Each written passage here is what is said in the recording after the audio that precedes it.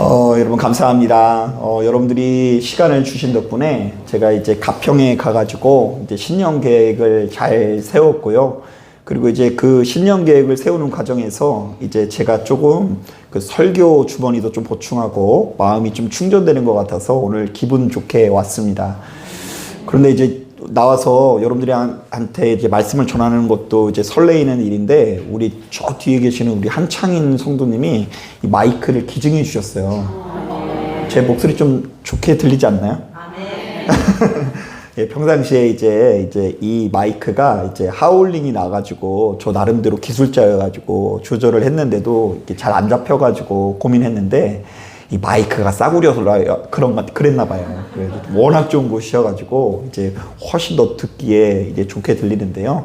아무쪼록 이 모든 정성과 수고가 이렇게 곁들여져서 하나님께서 함께 하시는 교회, 하나님께서 허락하시는 평안과 기쁨이 함께하는 교회 되기를 주님의 이름으로 축복합니다. 자, 오늘 우리가 읽은 이 본문에는 북이스라엘이 패망한 이후의 이야기들이 전개되고 있는데요. 자, 아수르 제국은 북이스라엘을 멸망시킨 이후에 그들의 반란을 막기 위해서 강력한 혼혈 정책을 씁니다. 자, 일단 북이스라엘 사람들을 아수르로 이동시켜서 이 강제로 정착을 시키고요. 자, 또한 이 바벨론 사람들, 구다 사람들, 아와 사람들과 같은 이방 지역의 사람들을 사마리아로 이주시켜서 바로 그 땅을 이방인들의 땅으로 만듭니다. 자, 그러니까 여러분 성경 묵상하다 보면 그 이스라엘 사람들이 사마리아 사람들을 별로 안 좋아하는 것 같죠. 그게 이제 바로 여기서부터 시작된 거예요. 아수르가 이 사마리아 사람들을 다 데려가고 거기에 이방 사람들 와가지고 섞어가지고 이때부터 이제 이스라엘 사람들이 이 사마리아 지역 사람들을 천대하기 시작한 것입니다.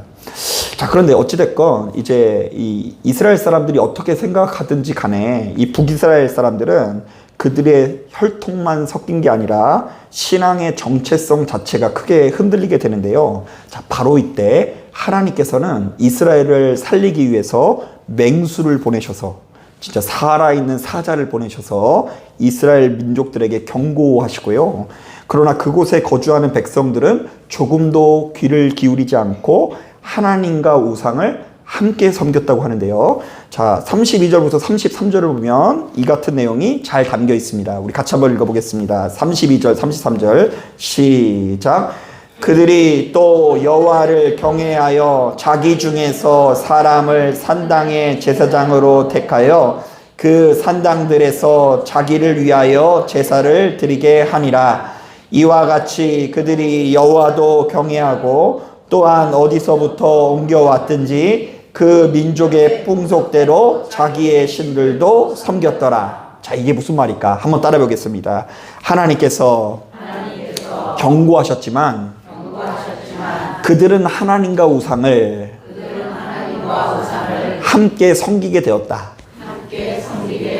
네, 그러니까 이제 우상을 섬기는 문화와 하나님을 섬기는 문화가 혼합되었는데, 하나님의 경고를 듣지 않고 그들은 결국 이 둘을 어떻게 했다고요?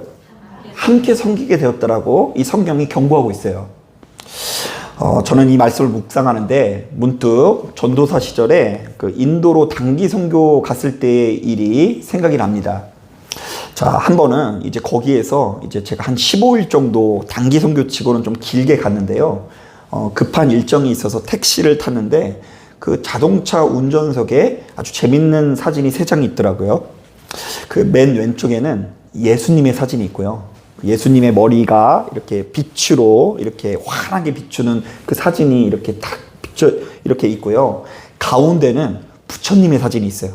그 부처님의 머리가 환하게 비추는 사진이 있고, 맨 오른쪽에는 시바신이라고 해서, 발음 잘 해야 돼요.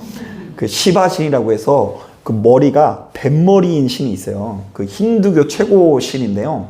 그 시바 신의 사진이 이렇게 평화롭게 이렇게 같이 있더라고요. 그렇다면 여러분, 문제. 이 택시 운전사는 예수님을 믿는 걸까요? 믿지 않는 걸까요? 여러분 잘 생각하셔야 돼요. 지금 이 사진에는 분명히 예수님이 있어요. 근데 예수님이 있고 가운데는 부처님이 있고 오른쪽에는 뱀머리인 시바신이 있어요. 그럼 이 세 장의 사진을 붙이고 있는 택시 운전사는 정말 하나님을 믿는 사람일까? 여러분, 이 택시 기사는요, 엄연히 따졌을 때 자신이 잘 되기 위해서라면 세상에 있는 신들을 다 가져다 붙이는 사람이에요.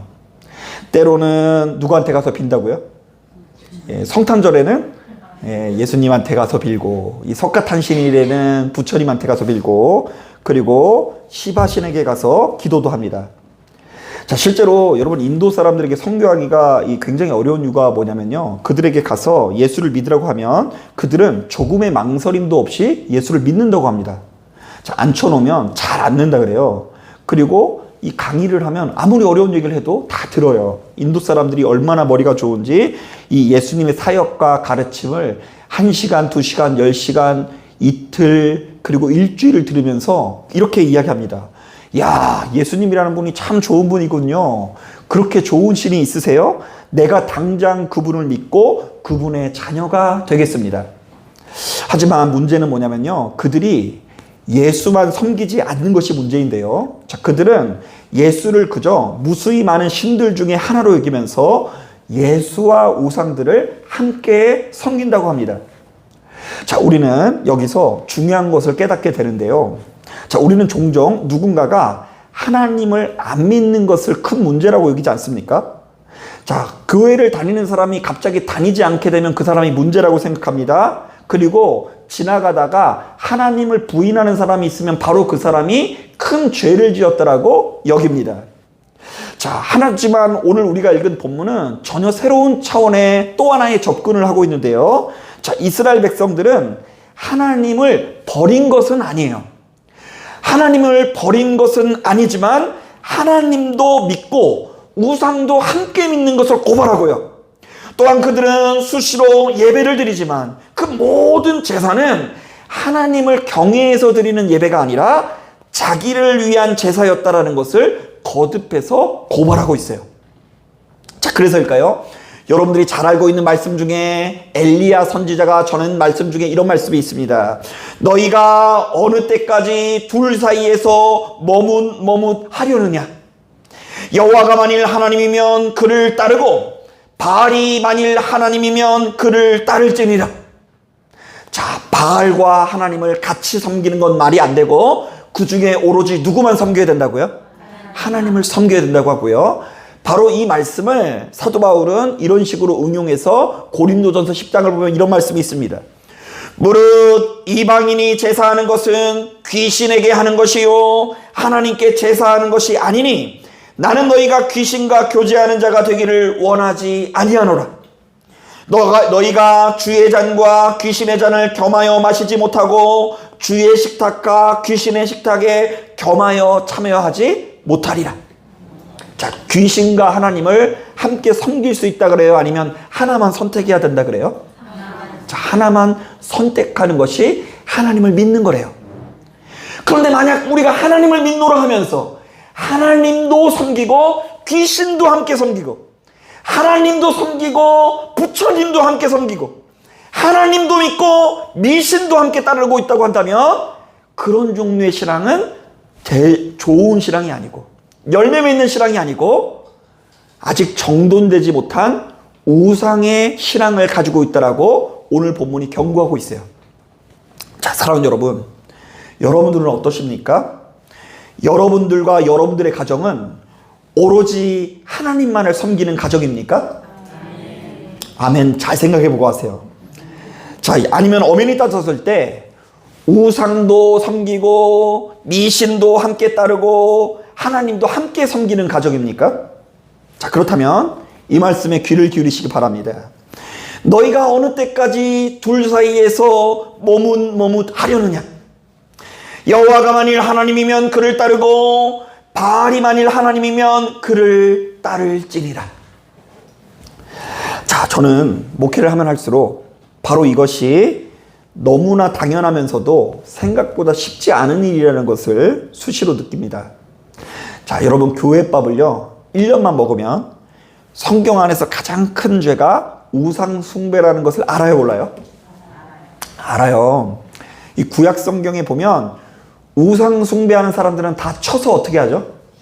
죽여야 된다라고 규정합니다. 그러니까 우상을 숭배하는 게 큰 죄라는 걸 알아요. 그런데 이렇게 당연한 것을 우리가 가장 못 지키는 경우가 많아요. 자, 생각보다 많은 성도님들이 겉으로는 하나님 앞에 충성을 합니다. 하지만 실상은 각종 우상과 미신들에 놀아나는 경우가 참 많고요.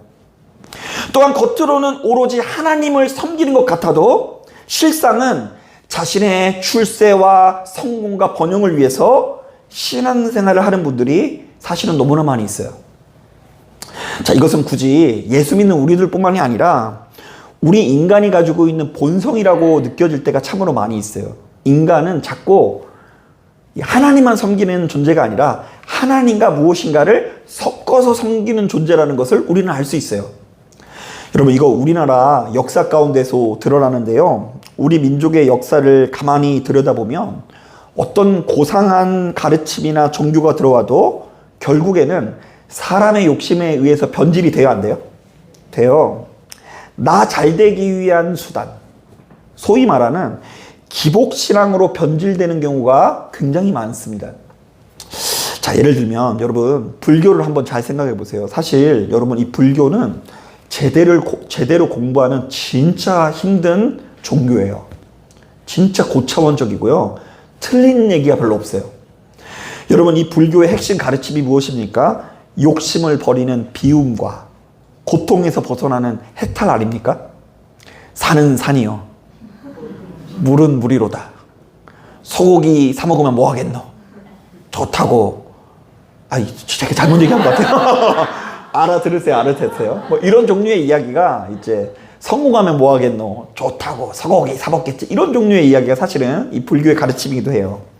나를 비우고 수행을 통해서 깨달음을 얻는 것이 그들의 본질이라고 할 수 있습니다. 자, 그런데 이렇게 좋은 불교가 우리 땅에 들어와서 사실 어떻게 변질됐습니까? 자아를 비우라는 가르침은 온데간데 없이 사라지고 그 자리를 치성이 자리 잡고 있는 걸 보게 돼요. 치성, 정성을 드리는 거, 부처님한테.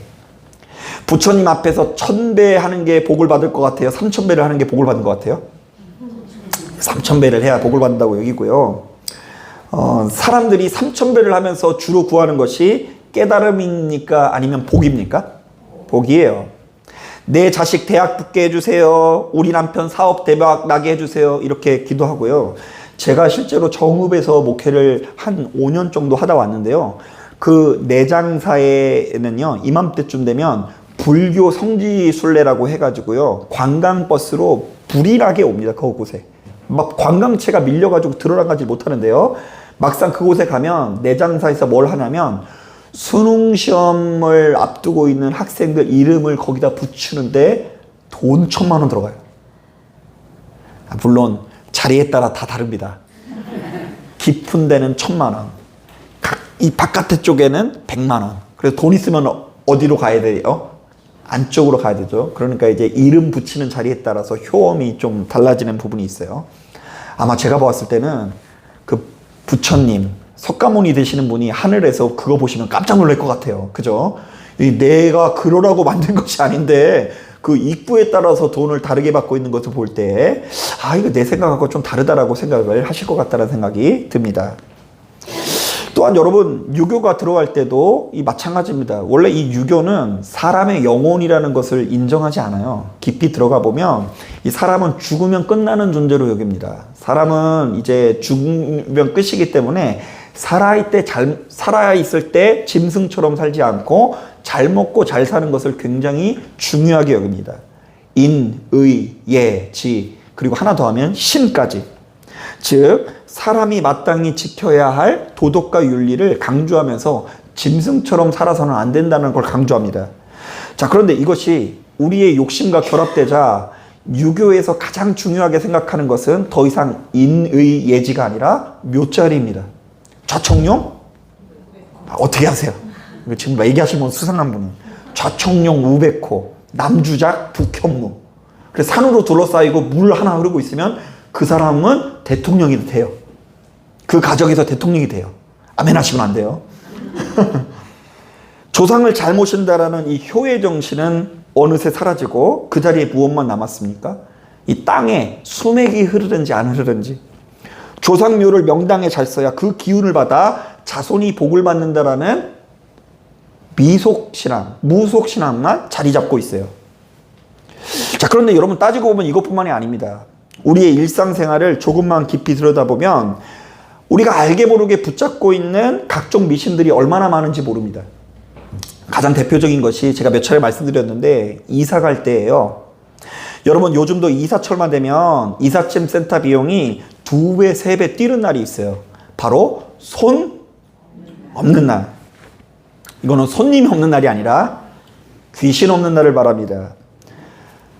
귀신이 없는 날, 악기나 귀신이 활동하지 않는 날이라고 해서 그날 이사를 해야 탈이 없다라는 것입니다. 자, 그런데 참 기가 막힌 것은 천지를 창조하신 하나님을 믿는 성도들 중에도 굳이 찝찝할 필요가 없지 않냐면서 웃돈을 줘가면서 이 날을 택하시는 분이 계시는데, 이것은 하나님도 섬기는 것이 아니고 하나님과 우상을 같이 섬기는 것이 아니라 실제로는 누구를 섬기는 거라고요?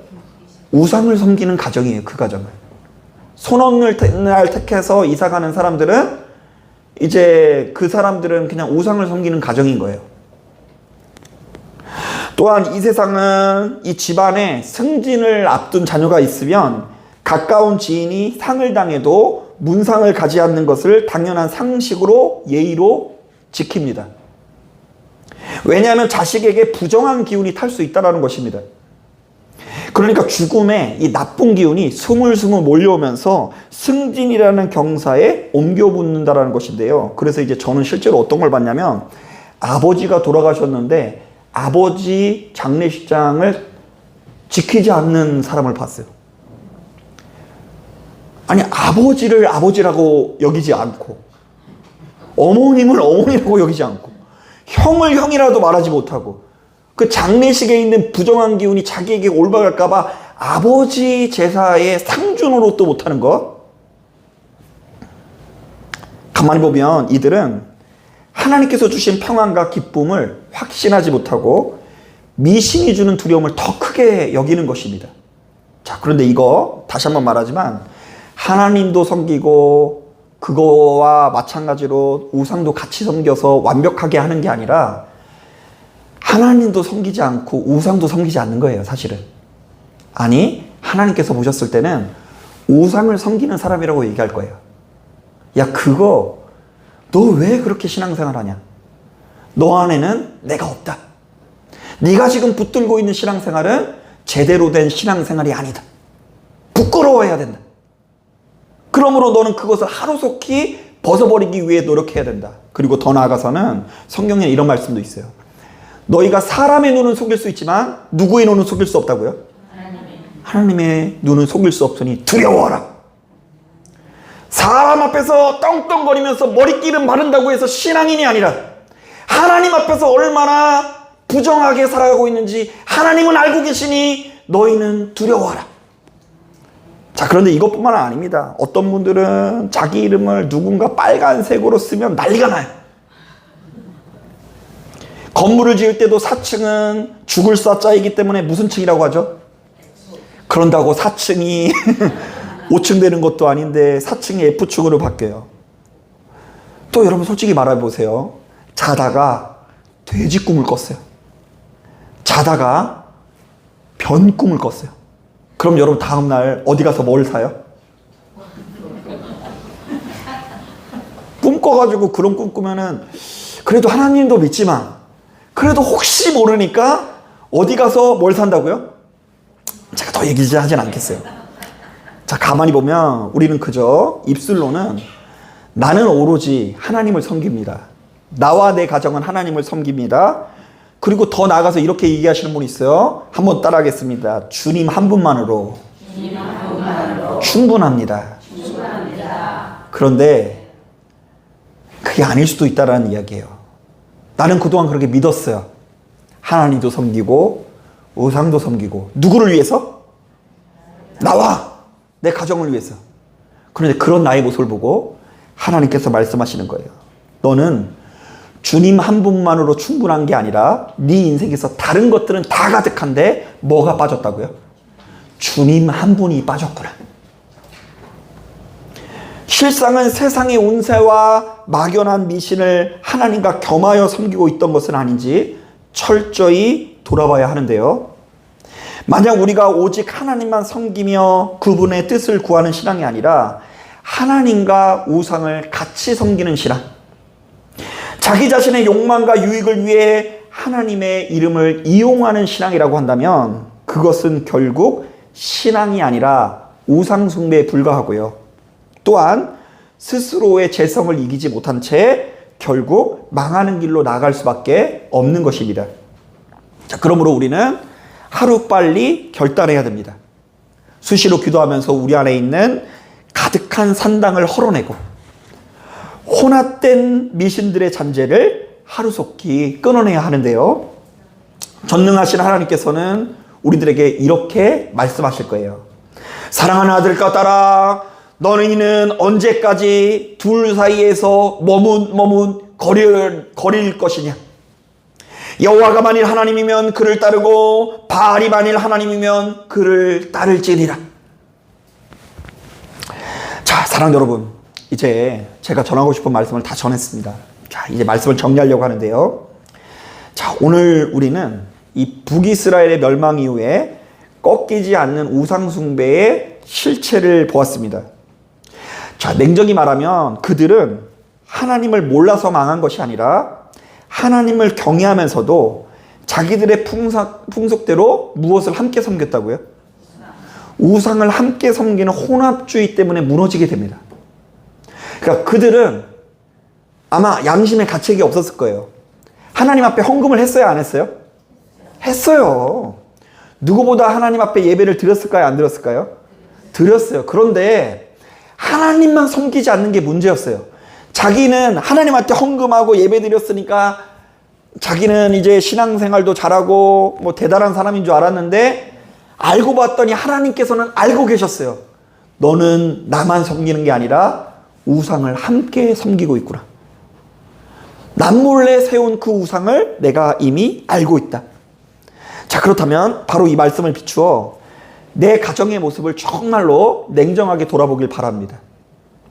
우리도 역시 입술로는 주님을 사랑한다고 고백하지만 마음속 깊은 곳에서는 하나님을 마치 부적처럼, 보험처럼, 우상과 미신을 마치 부적처럼 양손에 함께 쥐고 있는 것은 아닌지 돌아봐야 돼요. 여러분들의 두 손이 하나님만 붙들고 계세요? 아니면 한쪽에는 하나님을 보험처럼 붙들고 또 한쪽에는 우상과 미신을 마치 보험처럼 함께 붙드는 신앙이세요? 이 중에 우리의 소속을 분명히 하는 것이 진짜 신앙이라고 이 열왕기서의 기자가 우리들에게 제시하고 있어요. 이것은 하나님을 알지 못하는 삶입니다. 아니, 영적으로 너무나 더러운 삶입니다. 하나님과 우상, 하나님과 미신을 함께 지키면 둘 다 지키는 것이 아니라 그냥 둘 다 지키지 않는 것입니다. 아니, 적어도 하나님께서는 그것을 기뻐하지 않으실 것입니다. 그러므로 이제는 여러분 결단해야 되는데요.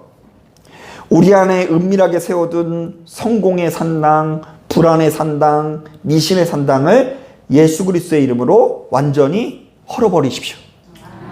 이게 왜 중요하냐면 여기가 이 족보가 정리가 되지 않으면 하나님의 말씀이 들어갈 수가 없어요.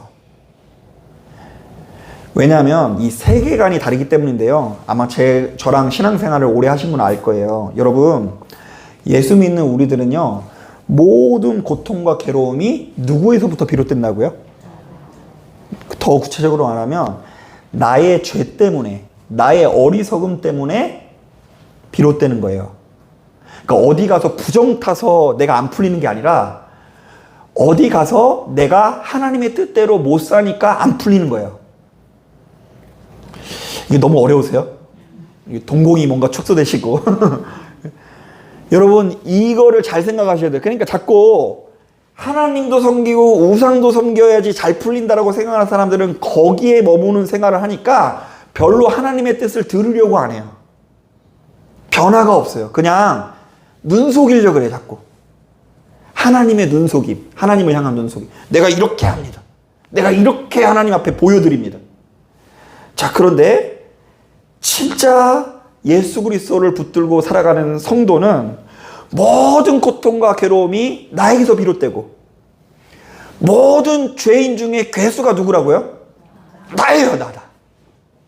그래서 나를 부인하고 절제하고 통제하고 욕심부리지 않고 화나는데도 참고 인내하고, 그리고 나를 향한 하나님의 뜻을 날마다 궁금해하면서 매일같이 하나님의 말씀에 굶주린 삶을 살아가기 마련인 거예요.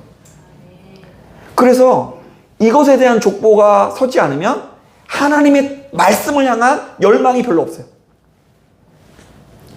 말씀이 제대로 된 교회 필요 없어요. 그게 뭐가 필요해요? 하나님의 뜻을 대로 살려고 하는 족보 정리가 안 됐는데, 여전히 내 이름을 날리는 거, 나를 위해서 하나님이 있는 거지 하나님을 위해서 내가 있는 게 아니라니까요. 별로 중요치 않아요. 예배가 뜨거운 거 중요치 않아요. 말씀이 바른 거 중요치 않아요. 나를 향한 하나님의 말씀 별로 듣고 싶지 않아요. 진짜 중요한 건 내가 잘 되는 거예요.